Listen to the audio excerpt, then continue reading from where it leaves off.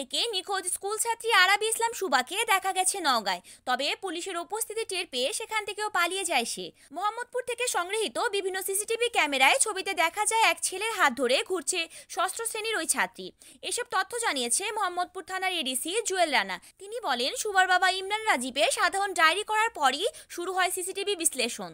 সেখানে এক ছেলের সাথে কথা বলতে দেখা যায় শুভাকে। পরে সেই ছেলের বাড়ি নওগাঁয় চলে যায় সে।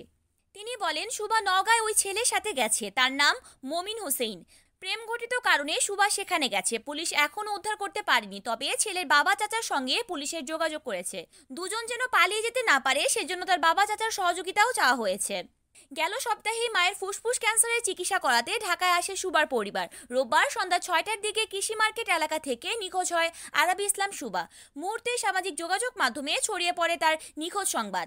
অনেকেই পোস্ট দিয়ে মেয়েটির খোঁজ চান। জানা গেছে, বরিশালের একটি স্কুল ষষ্ঠ শ্রেণীতে পড়ে শুভা। সম্প্রতি জাতীয় ক্যান্সার গবেষণা ইনস্টিটিউট ও হাসপাতালে তার মায়ের কেমোথেরাপি শুরু হয়। সেজন্য 4 দিন আগে মোহাম্মদপুরের কৃষি মার্কেটের কাছে এক আত্মীয়র বাসায় ওঠেন শুভার পরিবার।